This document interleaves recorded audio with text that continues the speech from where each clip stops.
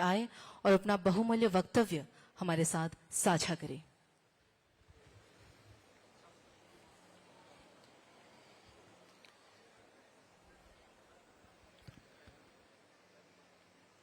যতনা খুলুমখা সবাইকে নমস্কার। আজকে এখানে বড় কাটালে যে সিদ্ধেশ্বরী মন্দিরের উদ্বোধন, সেই উদ্বোধনে আমাদের মাঝে উপস্থিত আছেন মহারাজ যোগী Adityanath ji, honourable chief minister Uttar Pradesh.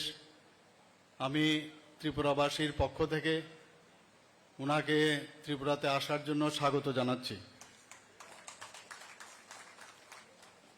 আমাকে যখন মহারাজজি আমাকে বললেন যে আপনি একটু কথা বলুন মহারাজজির সাথে, আমাদের উত্তরপ্রদেশের সিএম সাহেবের সাথে, আমি দুবার ওনার সাথে কথা বলি। দুবার তারিখ পরিবর্তন হয়েছিল। শেষ পর্যন্ত উনি বললেন যে আমি 17-18 তারিখের যে কোনো একটা দিন আমি আসব, আপনি যদি অ্যাভেলেবল থাকেন তাহলে আমরা ওই টাইমে আমরা ফিক্স করে নেব। পরবর্তী সময় আবার চিত্ত মহারাজজি আমাকে বললেন যে এটা কমিউনিকেশনের গ্যাপ হচ্ছে, আপনি আবার কথা বলুন। আমি আবার ওনার সাথে কথা বললাম, বলার পরে শেষ পর্যন্ত 16 তারিখ উনি ঠিক করলেন। আর যেরকম কথা সেরকম কাজ। আজকে সকালবেলায় আজকে ত্রিপুরাতে উনি এসছেন, এর জন্য ওনাকে অসংখ্য অসংখ্য ধন্যবাদ আমি জানাচ্ছি। আমাদের মাঝে উপস্থিত আছেন ত্রিপুরার বুবাগ্রা অফ ত্রিপুরা যাকে বলে, এত সুন্দরভাবে উনি বক্তব্য সবসময় রাখেন, এত সুন্দর বক্তব্য রাখেন মহারাজ প্রদ্যোৎ কিশোর মাণিক্য বাহাদুর। আমাদের মাঝে উপস্থিত আছেন, আমি বসে বসে শুনছিলাম এত সুন্দরভাবে উনি আমাদের বিশ্ব হিন্দু পরিষদের উনি কেন্দ্রীয় সহমন্ত্রী, এত ভালোভাবে এত সুন্দরভাবে উনি বক্তব্য রাখলেন, সত্যি আমি অভিভূত। ডক্টর শচীন্দ্রনাথ সিংহ মহোদয় আমাদের মাঝে উপস্থিত আছেন। আপনারা সবাই জানেন রাজ্যসভার কিছুদিন আগে মেম্বার অফ পার্লামেন্ট হয়েছেন শ্রী রাজীব ভট্টাচার্য মহোদয়। তাছাড়া আমাদের মাঝে উপস্থিত আছেন মহাত্মা মহারাজ গামিনী জমাতিয়া মহোদয়। আর যার কারণে আজকে আমাদের সবার এখানে আসা, এত সুন্দর একটা ভব্য মন্দির এখানে তৈরি করেছেন উনার প্রচেষ্টায় পদ্মশ্রী চিত্তরঞ্জন মহারাজজি। আমাদের মাঝে এখানে উপস্থিত আছেন আমাদের ক্যাবিনেট সমস্ত মিনিস্টারগণ, এমএলএরাও এখানে উপস্থিত আছেন, আমাদের এমডিসিরাও এখানে উপস্থিত আছেন, চেয়ারম্যান পিএসইউর এবং বিভিন্ন মন্দির আশ্রমের যারা এখানে উপস্থিত আছেন, সাধুসন্তগণ এবং সমাজপতিগণ যারা এখানে জনজাতির সমাজপতিগণ এখানে উপস্থিত আছেন। বুবাগ্রাজি খুব আপনাদের সম্মান করেন, আমরাও আপনাদেরকে সম্মান করি। তাছাড়া বিভিন্ন লাইন ডিপার্টমেন্টের, আমাকে যখন বলা হয়েছে এরকম একটা এখানে আশ্রম প্রতিষ্ঠিত হবে, তো চিত্ত মহারাজজি যখন বলল, আমি সাথে সাথে ইঞ্জিনিয়ারকে বললাম রাস্তা করবার জন্য এবং যা যা দরকার এখানে সেটা যেন করা হয়।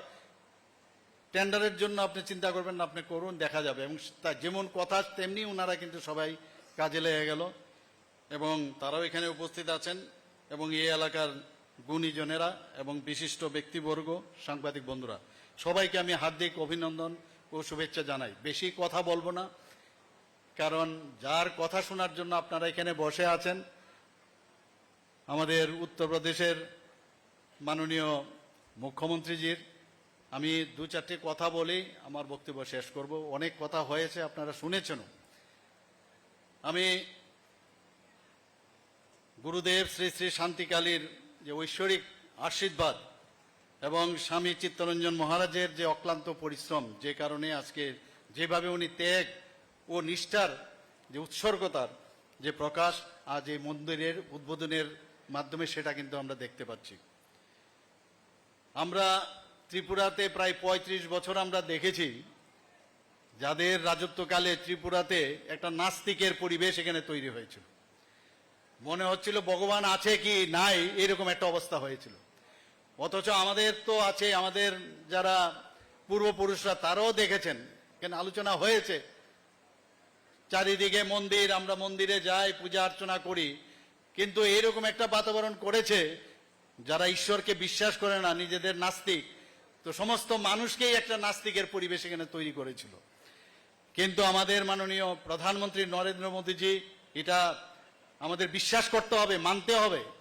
যখন উনি দায়িত্বভার সামলালেন, সারা ভারতবর্ষের মধ্যে আবার যেন একটা আস্তিকের যে পরিবেশ সেটা কিন্তু তৈরি হয়েছে।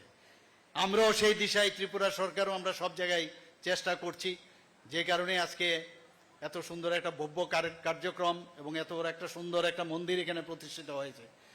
আমাদের এখানে পর্যটনের ক্ষেত্রে বাইরের থেকে মানুষ আসে, ত্রিপুরা সুন্দরী মন্দির দর্শনে আসেন, কসবা মন্দিরে আসেন, 14 দেবতার মন্দিরে যান, এরকম অনেক মন্দির ত্রিপুরাতে আছে। কিন্তু আমি আশা করব আগামী দিন এই যে মন্দির এখানে সিদ্ধেশ্বরী মন্দির এখানে প্রতিষ্ঠিত হয়েছে, এটাও পর্যটকদের কাছে একটা মানে পর্যটনের একটা আশ্রয়স্থল হবে। আমি নিশ্চিত যে আগামী দিন সেইভাবে সেটা এখানে হবে।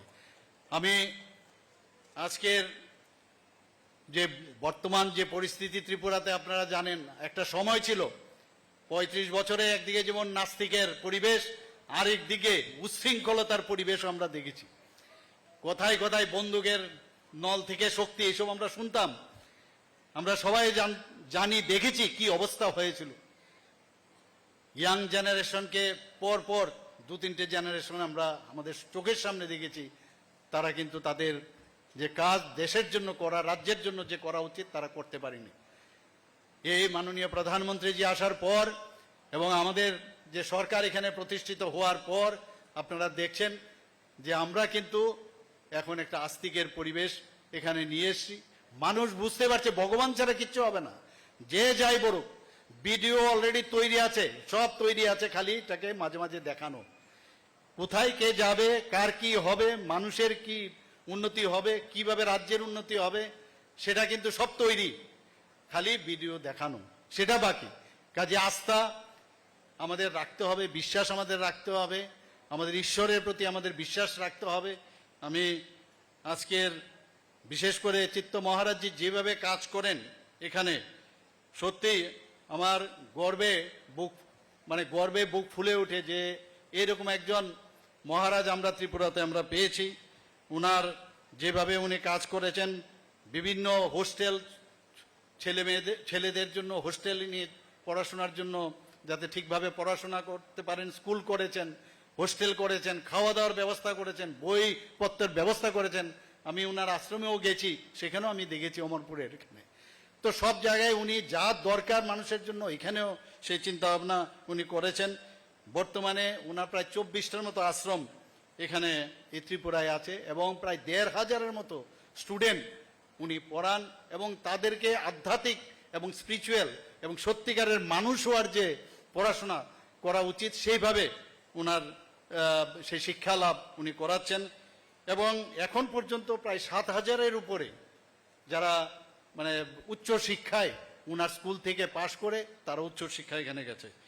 এখানে আমি আর বেশি কিছু বলছি না, এতটুকু বলবো, আমরা সবাই জানি শ্রী শ্রী গুরুদেব শান্তিকালী মহারাজ 1974 সালে মাত্র 14 বছর বয়সে 6 বাঁশ দিয়ে এই আশ্রমটি প্রতিষ্ঠা করেন এবং শ্রী শ্রী শান্তিকালী মহারাজ নিজ হাতে মূর্তি তৈরি করে কালী মায়ের পূজা করতেন। মূর্তিটি আমরা একটু আগেও আমরা দেখে এসেছি এবং অত্যন্ত মানে মানুষের জন্য চিন্তা ভাবনা, সেই চিন্তাধারায় উনি ওনার কাজ করতেন। আমি আবার এখানে আমাকে নিমন্ত্রণ করার জন্য আমি মহারাজ চিত্ত মহারাজজিকে আমি ধন্যবাদ দেব এবং আমি ধন্যবাদ দেব আমাদের উত্তরপ্রদেশের মাননীয় মুখ্যমন্ত্রীজি এখানে আসার জন্য। সবাইকে অসংখ্য ধন্যবাদ জানিয়ে আমি আমার বক্তব্য শেষ করছি। জয় হিন্দ। আমরা অত্যন্ত কৃতজ্ঞ মাননীয় মুখ্যমন্ত্রী প্রফেসর ডাক্তার মানিক সাহা মহোদয়ের প্রতি মূল্যবান বক্তব্যের জন্য। এবারে জনজাতি শিল্পীরা ককবরক সঙ্গীত পরিবেশন করবেন।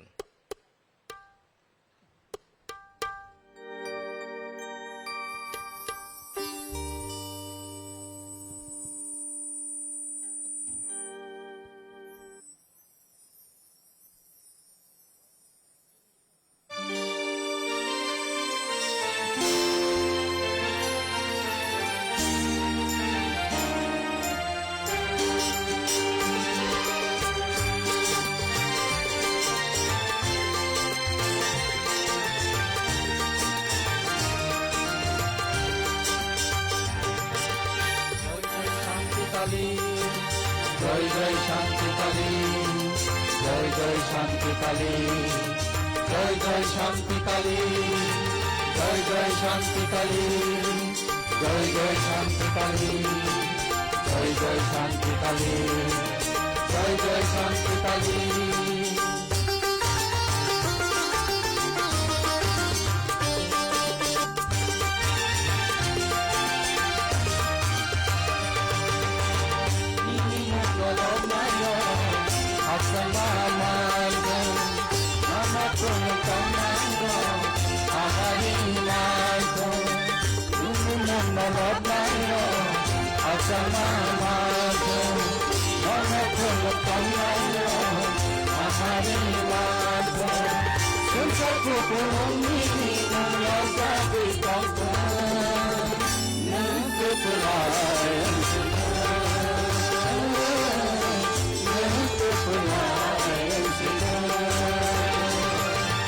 জয় জয় শান্তি কালী, জয় জয় শান্তি কালী, জয় জয় শান্তি কালী, জয় জয় শান্তি কালী।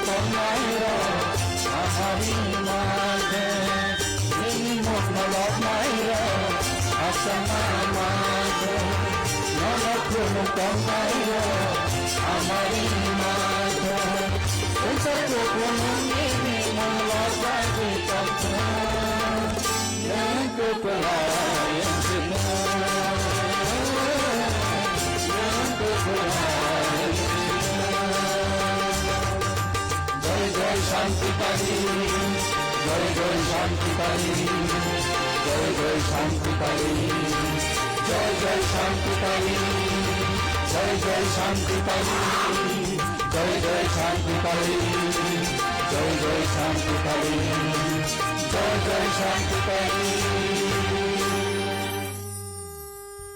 जनजातीय कलाकारों को बहुत बहुत आभार इस खूबसूरत से गीत के लिए।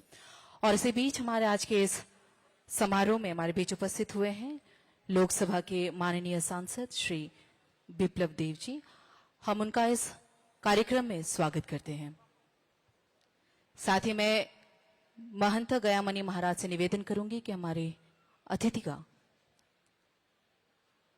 स्वागत करें। पगड़ी त्रिपुरेश्वरी माता की मंदिर एवं पारंपरिक ऋषा के साथ परम पूज्य स्वामी चित्तरंजन महाराज उनका स्वागत करते हुए अतिथिगणों से निवेदन करूंगी एक बार जोरदार तालियों से हमारे अतिथि का स्वागत करें।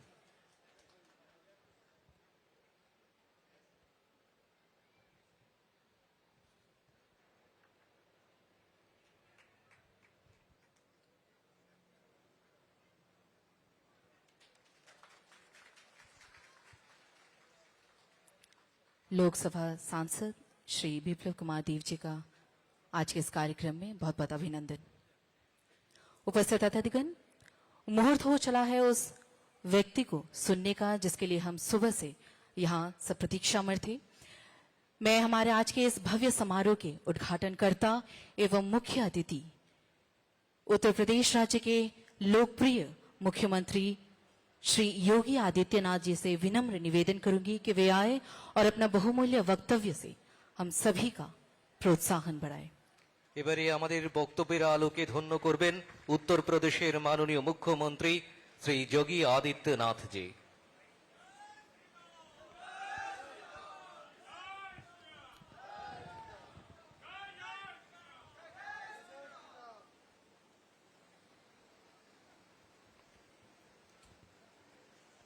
आदिशक्ति मां त्रिपुर सुंदरी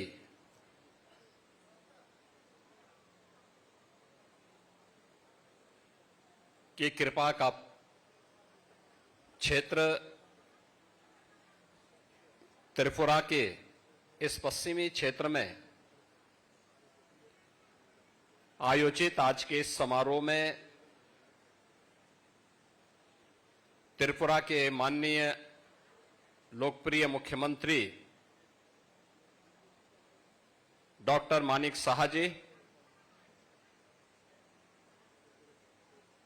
इस संपूर्ण कार्यक्रम के आयोजक और संयोजक, जिनकी सेवाओं के लिए प्रधानमंत्री मोदी जी ने उन्हें भारत सरकार की ओर से पद्म पुरस्कार से सम्मानित किया है, एज ए पूज्य संत श्री चित्तरंजन महाराज जी, आज के इस समारोह में उपस्थित लोकसभा के हमारे माननीय सांसद और इस क्षेत्र के यहां के लोकसभा के त्रिपुरा से माननीय सांसद पूर्व मुख्यमंत्री श्री बिप्लब देव जी, राज्यसभा के माननीय सांसद और भारतीय जनता पार्टी के त्रिपुरा स्टेट के अध्यक्ष श्री राजीव भट्टाचार्य जी,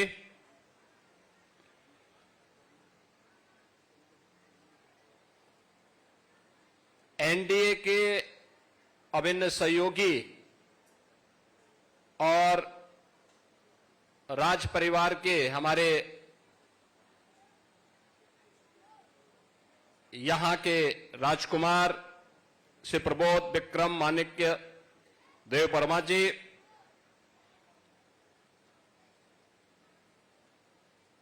मंच पर उपस्थित हमारे सभी पूज्य संत चरण, विश्व हिंदू परिषद के केंद्रीय सहमंत्री श्री सचिंद्र नाथ सिन्हा जी, त्रिपुरा सरकार के सभी माननीय मंत्रीगण, एमएलएज और उपस्थित शांतिकाली मठ से जुड़े हुए सभी उपस्थित भक्तगण, शुभचिंतकगण, अतिथिगण और उपस्थित बहनों और भाइयों, मैं सबसे पहले मां त्रिपुर सुंदरी की इस पावन धरा को कोटि कोटि नमन करते हुए इस पूरे कार्यक्रम के आयोजक और संयोजक श्री चित्त महाराज को अभिनंदन करता हूं, उनका धन्यवाद करता हूं कि उन्होंने अपने पूज्य गुरुदेव श्री श्री शांति काली महाराज की स्मृति को, उनके संकल्प को इस भव्य मंदिर के रूप में, मां सिद्धेश्वरी मंदिर के रूप में यहां पर स्थापना का कार्य संपन्न करके आज इस पूरे मंदिर को त्रिपुरा क्षेत्र की जनता के लिए मां त्रिपुर सुंदरी की कृपा के साथ साथ मां सिद्धेश्वरी का भी कृपा उन पर बरसेगी, यह अपने गुरु के संकल्प को आपने आगे बढ़ाया है। इसके लिए मैं आपका हृदय से अभिनंदन करता हूं। आपको मैं कोटि कोटि बधाई देते हुए आप सबके प्रति भी मंगलमय शुभकामनाएं व्यक्त करता हूं। ये हम सब के लिए अत्यंत महत्वपूर्ण क्षण है कि हम त्रिपुरा के इस पश्चिमी क्षेत्र में मां सिद्धेश्वरी के इस मंदिर की प्राण प्रतिष्ठा और उद्घाटन समारोह के साथ आज यहां पर पूज्य संत श्री श्री शांति काली महाराज की स्मृतियों के लिए भी आज उन्हें स्मरण करने के लिए यहां एकत्र हुए हैं। और यह एकत्रीकरण ऐसे समय में हुआ है जब एक ओर हम त्रिपुरा के अंदर एक लोकप्रिय सरकार के सानिध्य में जो डबल इंजन की सरकार है, डबल स्पीड के साथ विकास और त्रिपुरा के सर्वांगीण विकास के लिए कार्य कर रही है, तो दूसरी ओर हम सबके सामने धार्मिक क्षेत्र में भी हो रही प्रगति जहां हमारे लिए उल्लेखनीय है, लेकिन वहीं बगल में आपकी हजारों किलोमीटर से जुड़ी हुई सीमा के अंदर जो हमारे बंधुगण रह रहे हैं उनकी क्या स्थिति है, यह आप सबसे किसी से भी छुपी हुई नहीं है। बहनों और भाइयों, हम सबको इस बारे में ध्यान रखना होगा। धर्म एव हतोहंति धर्मो रक्षति रक्षिता। अगर आप धर्म की रक्षा करेंगे तो धर्म आपकी रक्षा करेगा, लेकिन अगर आप अपने स्वार्थ के लिए उस धर्म का बलिदान कर रहे हैं तो वह धर्म भी आपके साथ उसी प्रकार का व्यवहार करेगा। हमारी सनातन मान्यता रही है, यतो धर्मस् ततो जय, और यही हम सब की शिक्षा है। हम सब आज एक भारत श्रेष्ठ भारत के रूप में पूरे देश के अंदर उत्तर दक्षिण पूरब पश्चिम एक मजबूत भारत के लिए कार्य कर रहे हैं। प्रधानमंत्री मोदी जी का संकल्प, उनका सामर्थ्य और उनकी विजनरी लीडरशिप हम सबको एक नई यात्रा के साथ आगे बढ़ा रही है। और हम सब ये भी जानते हैं कि भगवान श्री कृष्ण की जब स्मृति हम सबके सामने आती है तो भगवान श्री कृष्ण एक हाथ में मुरली है तो दूसरे हाथ पे सुदर्शन भी तो है उनके हाथ में। केवल मुरली से काम नहीं चलेगा, बल्कि सुरक्षा के लिए सुदर्शन भी आवश्यक है। और सुदर्शन भी जब आपके सामने होगा तो फिर किसी श्री श्री शांति काली महाराज को अपना बलिदान नहीं देना पड़ेगा। बहनों और भाइयों, आज कितना सौहार्दपूर्ण और सुरक्षित माहौल त्रिपुरा के अंदर है। क्या यह माहौल आज से 7 वर्ष पहले, 10 वर्ष पहले क्या संभव था? क्या यह संभव था? क्या यह सुरक्षा का माहौल इस रूप में था? संभवतः नहीं। मुझे याद है जब पूज्य संत शांति काली महाराज ने आश्रम की श्रृंखला को खड़ा करके अपने कार्यक्रमों को आगे बढ़ाया था 1994 में, उनका कार्य अद्भुत था, सराहनीय था, हम सबके लिए एक नई प्रेरणा है, अभिनंदनीय है। और शांति काली महाराज ने उस समय जो संकल्प लिए थे, आज चितरंजन महाराज उस कार्यक्रम को मजबूती के साथ बिना रुके, बिना डिगे, बिना थके कार्य कर रहे हैं। और इसीलिए तो भारत सरकार भी आज आपका अभिनंदन कर रही है। पद्म पुरस्कार भारत का सर्वोच्च पुरस्कार है, नागरिक सम्मानों में से एक है।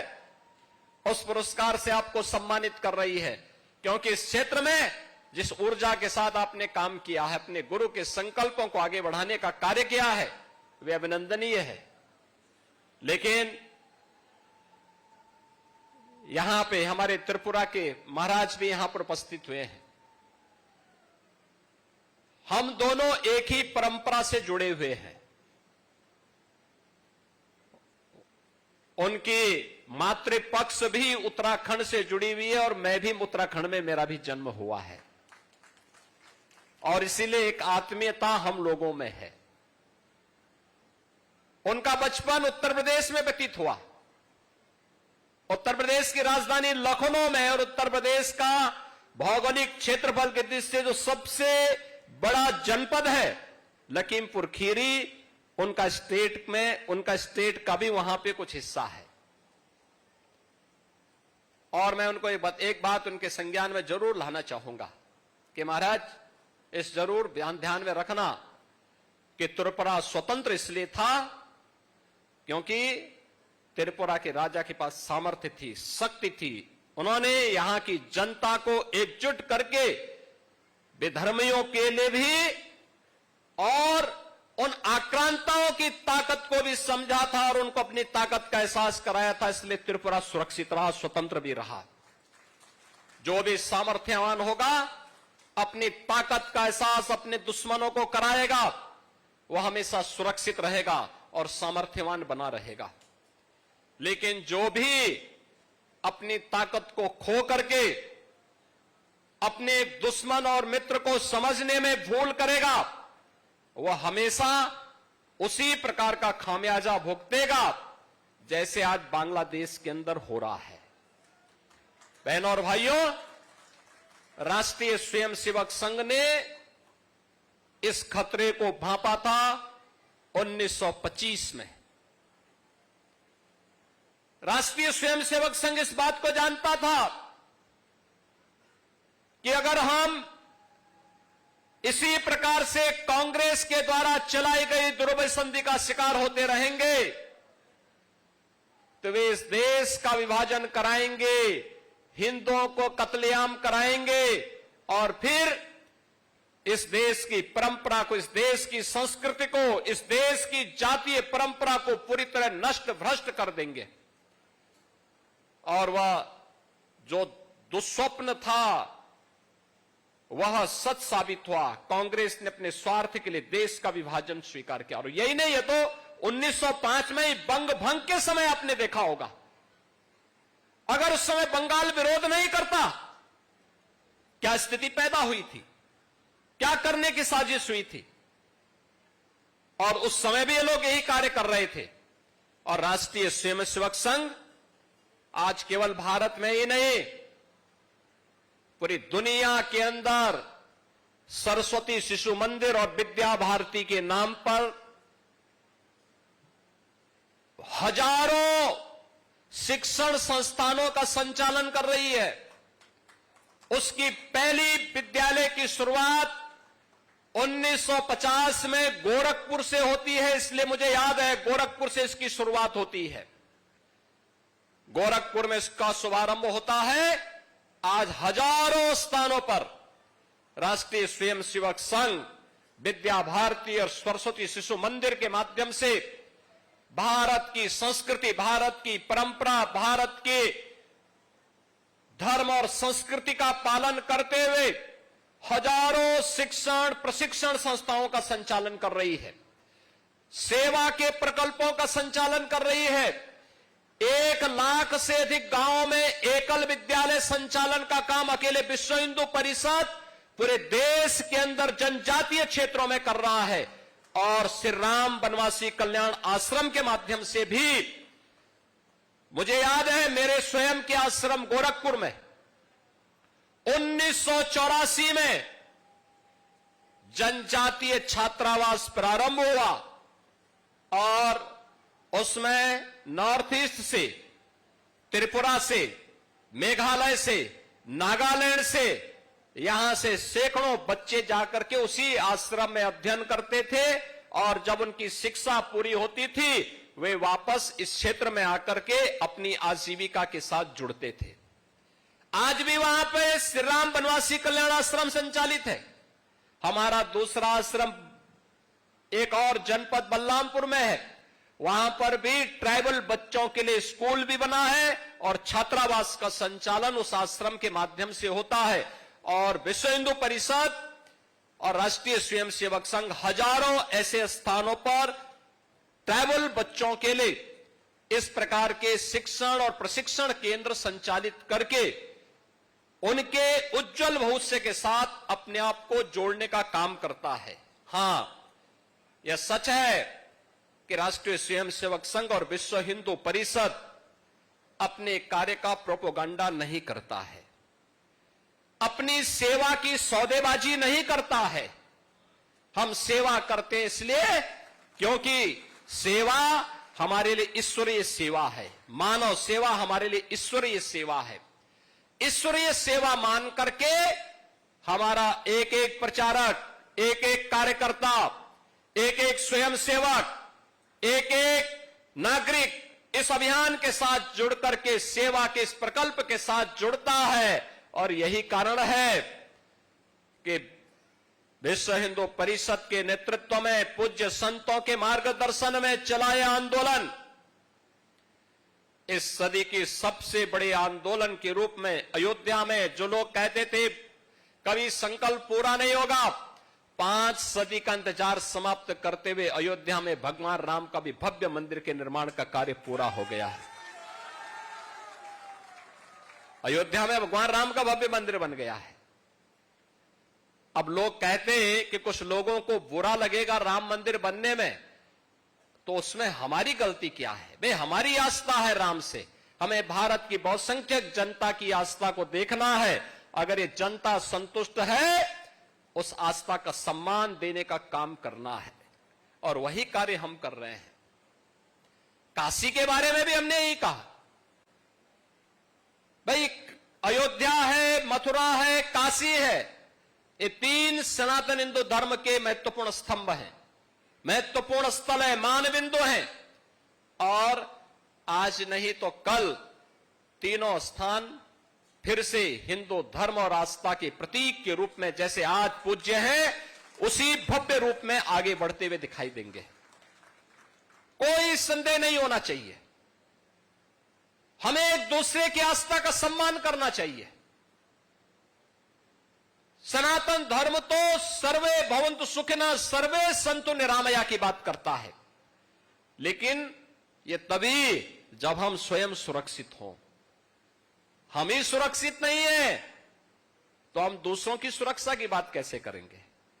पहले सुरक्षित होना, पहले अपने लोगों को सुरक्षित करना, फिर सबकी सुरक्षा और सबके सम्मान की बात करना।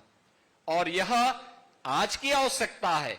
आज इस देश के अंदर जब हम मजबूती के साथ भारत को दुनिया की एक बड़ी ताकत बनाने की दिशा में प्रधानमंत्री मोदी जी के नेतृत्व में निकले हैं, हम सबको इस बारे में मानना पड़ेगा कि अब भारत का समय है, भारत का समय है। बहनों और भाइयों, मैं अभिनंदन करूंगा, आपने त्रिपुरा को पिछले 7-8 वर्षों में यहां पर डबल इंजन की सरकार आने के बाद जिस प्रकार से विकास का डबल स्पीड के साथ विकास यहां की आगे बढ़ी है, एक अंधेरे से प्रकाश की ओर आप पुनः बढ़े हैं और आज त्रिपुरा तेजी के साथ आगे बढ़ता हुआ राज्य के रूप में न केवल बड़े बड़े हाईवे बना रहा है, एयर कनेक्टिविटी की बेहतरीन सुविधा उपलब्ध करवा रहा है, बल्कि लोक कल्याणकारी कार्यों के माध्यम से लाखों गरीबों के लिए प्रधानमंत्री आवास योजना की सुविधा हो या इस सदी की सबसे बड़ी महामारी के दौरान एक एक नागरिक के घर में राशन की सुविधा फ्री में उपलब्ध करवाने का कार्य, वैक्सीन उपलब्ध करवाने का कार्य, यह कार्य पहले क्यों नहीं हो पा रहा था? पहले होने में क्या समस्या हो पा रही थी? लेकिन जब अच्छी सरकार आती तो ऐसे कार्य होते हैं, विकास के कार्य, गरीब कल्याणकारी योजनाओं का कार्य, जगह जगह कनेक्टिविटी के कार्य, इलेक्ट्रिसिटी पहुंचाने का कार्य, हर घर नल के माध्यम से लोगों को शुद्ध पेयजल उपलब्ध करवाने का कार्य, हर घर में शौचालय पहुंचाने का काम। ये डबल इंजन की सरकार ने तो भेदभाव नहीं किया, भारतीय जनता पार्टी ने तो भेदभाव नहीं किया किसी के साथ। सबका साथ, सबका विकास हमारा संकल्प है, मोदी जी का मंत्र है, हमने उसे अंगीकार किया है, बिना भेदभाव के सबको पहुंचाएंगे। लेकिन अगर कोई सुरक्षा में सेंध लगाएगा तो सुरक्षा में सेंध लगाने का जवाब भी देने के लिए तत्पर होना ही पड़ेगा। और उसी दिशा से आज यहां पर हम चितरंजन महाराज के इस कार्यक्रम के साथ जुड़े हुए हैं। याद रखना, ईश्वरीय ताकत तभी आपके साथ फलीभूत होती है जब आप भी कार्य करेंगे, आप भी बढ़ेंगे। और मैं तो अभिनंदन करूंगा कि इतनी बड़ी संख्या में संतों की उपस्थिति यहां पर इतनी बड़ी संख्या में संतगण अगर जुड़ जाएंगे किसी कार्य में तो उसको तो सुरक्षित होना ही होना है, क्योंकि संत प्रतिनिधि हैं, ईश्वरीय सत्ता के प्रतिनिधि के रूप में इस धराधाम पर आकर के लोग कार्य कर रहे हैं। और जैसे चित्त महाराज ने कार्य किया है, हमारे यहां बोलते हैं ना, ब्रह्मा विष्णु और महेश, ये तीन शक्ति के प्रतीक हैं, सत चित्त और आनंद। तो सत्य के प्रतीक तो शांति महाराज हो ही गए, चित्त के प्रतीक चितरंजन महाराज हो गए, और अब त्रिपुरा में आनंद की उपस्थिति के लिए हम सबको मिलकर के काम करना है। यह अभियान निरंतर आगे बढ़ना चाहिए। आज अनुकूल सरकार है, अनुकूल परिस्थितियां हैं, इन अनुकूल परिस्थितियों में हमें कार्य करना है और कोई भी ऐसी स्थिति नहीं पैदा होने देनी है जो बांग्लादेश की पुनरावृत्ति करने का दुस्साहस यहां पर कर सके। बहनों और भाइयों, आज आप शांतिपूर्ण माहौल में अपने पर्व और त्योहार मना पा रहे हैं, कोई चिंता की बात नहीं। दुर्गा पूजा का आयोजन भव्यता के साथ होगा। क्या आज से 10 वर्ष पहले संभव था? कठिन था, बहुत कठिन था, विघ्न बाधाएं आती थी। ये केवल यहीं पे नहीं था, उत्तर प्रदेश में भी था, नहीं होते थे। पर्व और त्योहार आते थे, दंगे शुरू हो जाते थे। पर्व और त्योहार आते थे, दंगे शुरू होते थे, गुंडागिर्दी होती थी, बहन बेटियां सुरक्षित नहीं थी, नौजवानों के लिए एम्प्लॉयमेंट नहीं था, कहीं कोई सुविधा नहीं थी। और आज यूपी में भी डबल इंजन की सरकार आई,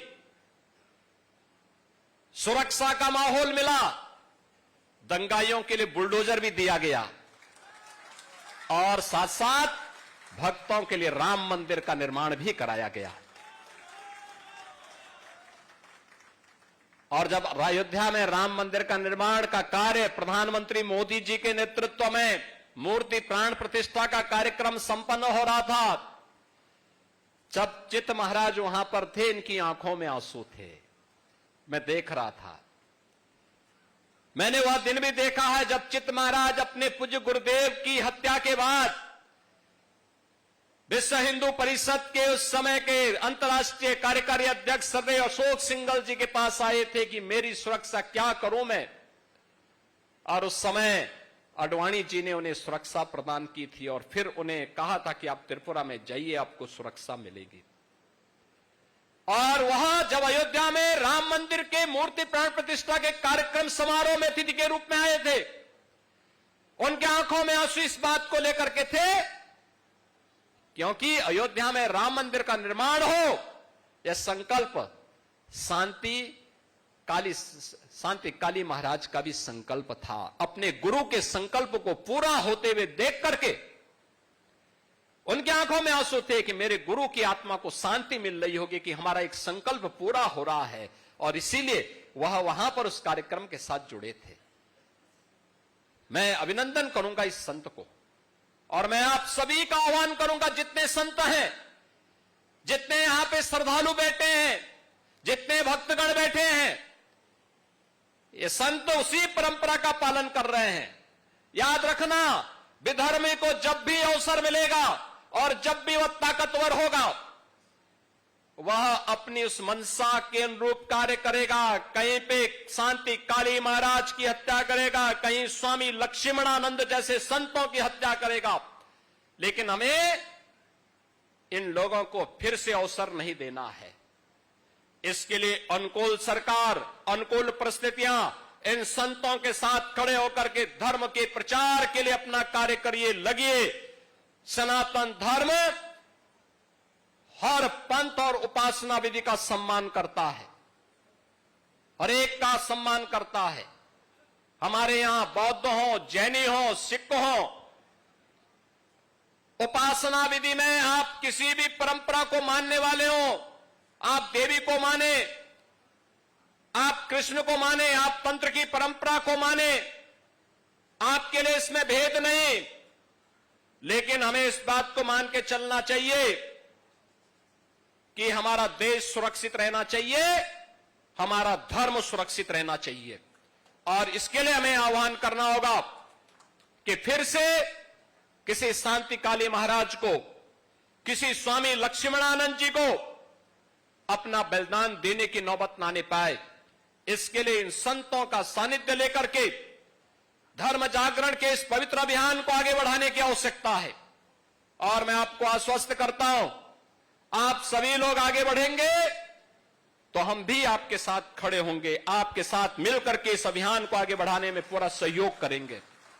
मैं भी आपको इस बात के लिए आश्वस्त करता हूं, हर प्रकार का सहयोग हम लोग करेंगे।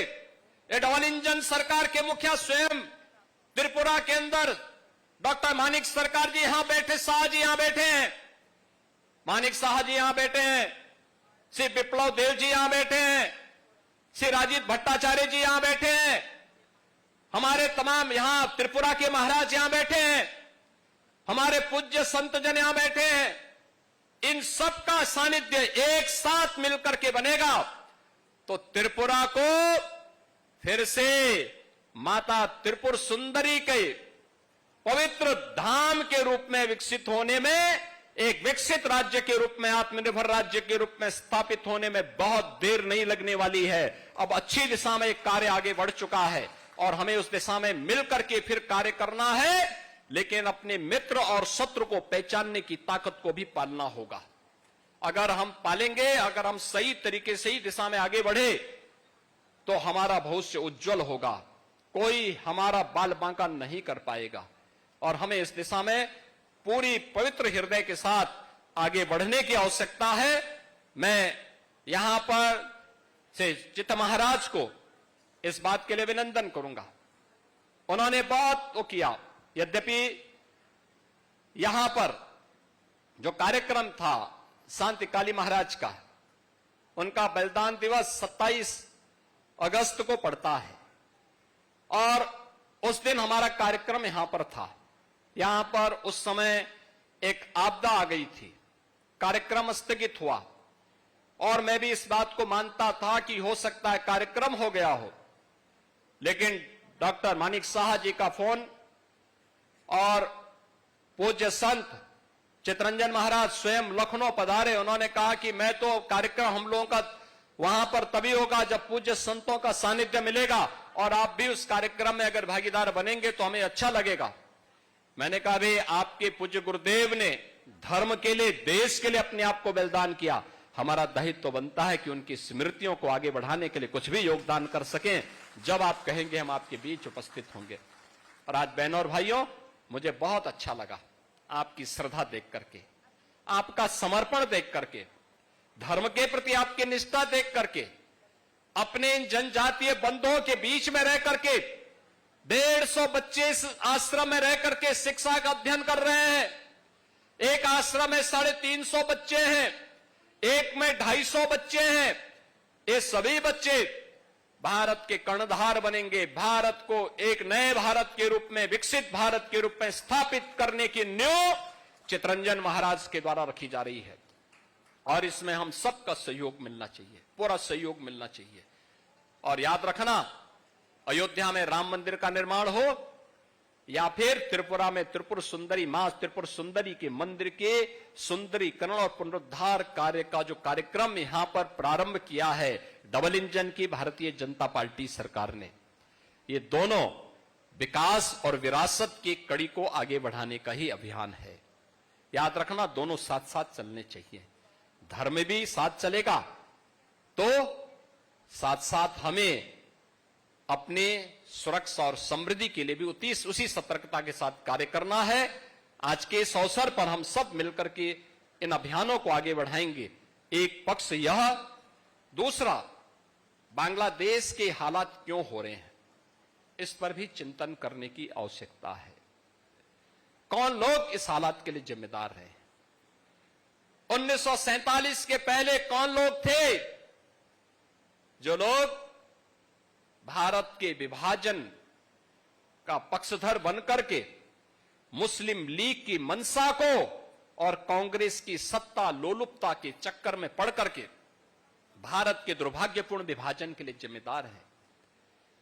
उन लोगों के बारे में सही जानकारी देने की आवश्यकता है। याद रखना, अगर उस समय के समाज ने, बहनों और भाइयों, उस समय के समाज ने पहले जो आंदोलन किया था 1905 में, बंग भंग का जो अंग्रेजों की साजिश थी, जैसे उसे विफल किया था, ऐसे ही मुस्लिम लीग की साजिश को विफल करने के लिए उस समय का कांग्रेस नेतृत्व और जोगेंद्रनाथ मंडल ये मिलकर के अगर मुस्लिम लीग की मंशा पर पानी फेरने का काम करते तो कभी भी ये पाकिस्तान जैसा नासूर नहीं बनता। पाकिस्तान एक नासूर है, और जब तक इसका ऑपरेशन नहीं होगा तब तक इस कैंसर की समस्या का समाधान नहीं होने वाला है। और आज इसकी शुरुआत हो रही है। आज आप देख रहे होंगे, पाक अधिकृत कश्मीर में पाकिस्तान से अलग होकर के भारत में शामिल होने की मांग शुरू हो गई है। बलूचिस्तान में पाकिस्तान से अलग होने की मांग उठ खड़ी हो गई है। और एक पाकिस्तान जब तक इस धरती पर है, याद रखना, ये मानवता का कैंसर है। इस कैंसर का समाधान ये मानवता का भी कैंसर होगा, और इसका उपचार समय रहते दुनिया की ताकतों को मिलकर के करना होगा, और सबसे ज्यादा सतर्क भारतवासियों को रहना होगा। निश्चित ही समाधान के रास्ते निकलेंगे। एक विकसित और आत्मनिर्भर भारत की परिकल्पना के लिए पूज्य संतों के सानिध्य में, उनके संकल्पों के साथ आगे बढ़ते हुए हम डबल इंजन सरकार के कार्यों को मजबूती के साथ जमीनी धरातल पर उतारने का कार्य करेंगे। मां त्रिपुर सुंदरी, मां सिद्धेश्वरी देवी और यहां पे पूज्य संत शांति काली महाराज के श्री चरणों में नमन करते हुए आप सबको इस पूरे अभियान के प्रति, इस पूरे कार्यक्रम के लिए अपनी शुभकामनाएं देता हूं, बधाई देता हूं। चित्त महाराज को हृदय से अभिनंदन करता हूं और यहां की सरकार को भी, जिन्होंने इस पूरे कार्यक्रम के साथ त्रिपुरा काउंसिल के हमारे यहां पे त्रिपुरा के महाराज यहां पर आए हैं, इनको भी, इनकी पूरी टीम को भी हृदय से धन्यवाद देते हुए कि वे निरंतर त्रिपुरा के विकास के साथ मिलकर के हम उन सपनों को साकार करें जो एक सुरक्षित और समृद्ध त्रिपुरा की परिकल्पना को साकार कर सकता हो। वह परिकल्पना डबल इंजन की सरकार करके दिखाएगी। आज के इस अवसर पर आप सबको मैं मां त्रिपुर सुंदरी और मां सिद्धेश्वरी का आशीर्वाद और उनकी कृपा निरंतर प्राप्त होती रहे। शांति काली महाराज का आशीर्वाद आप सबके ऊपर बना रहे, इस कामना के साथ इस पूरे कार्यक्रम के प्रति मैं अपनी मंगल में शुभकामनाएं देता हूं। धन्यवाद। जय हिंद, जय जय श्री राम। আমরা অত্যন্ত কৃতজ্ঞ। আমরা মন্ত্রমুগ্ধ বক্তব্য শুনলাম শ্রী যোগী আদিত্যনাথজির কাছ থেকে, এজন্য আমরা অত্যন্ত কৃতজ্ঞ। আমাদের সামনে যে ভব্য মন্দির দাঁড়িয়ে রয়েছে তার আর্কিটেকচার নির্মাণ করেছেন শ্রী নিতিন রাঠোর মহোদয়। সেই নিতিন রাঠোর মহোদয়কে এবারে পদ্মশ্রী স্বামী চিত্তরঞ্জন মহারাজজি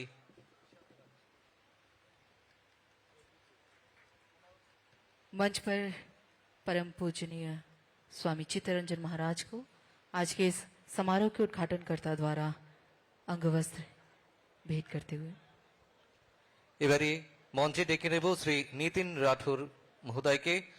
তিনি এই মন্দিরের আর্কিটেকচার নির্মাণ করেছেন। তাকে এবারে স্মারক উপহারের মধ্য দিয়ে শুভেচ্ছা জানাবেন পদ্মশ্রী স্বামী চিত্তরঞ্জন মহারাজ মহোদয়।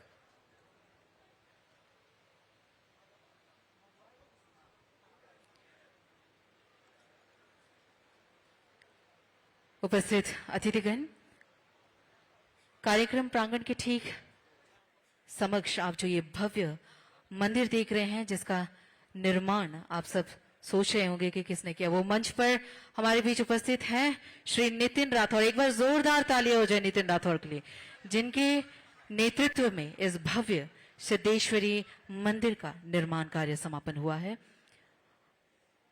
परम पूजनीय पद्मश्री महाराज चित्तरंजन उनको इस उनके नेक कार्य के लिए सम्मान करते हुए ऋषा एवं त्रिपुरेश्वरी माता के मंदिर का एक स्मृति चिन्ह उन्हें भेंट करते हुए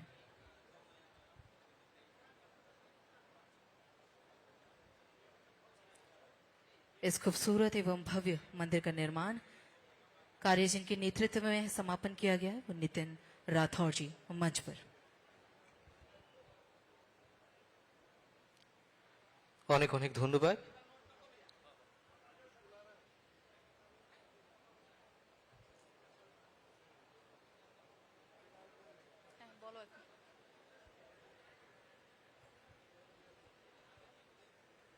এবারে সবাইকে ধন্যবাদ জানিয়ে বক্তব্য রাখবার জন্য বিনম্রভাবে অনুরোধ রাখছি পদ্মশ্রী স্বামী চিত্তরঞ্জন মহারাজ মহোদয়।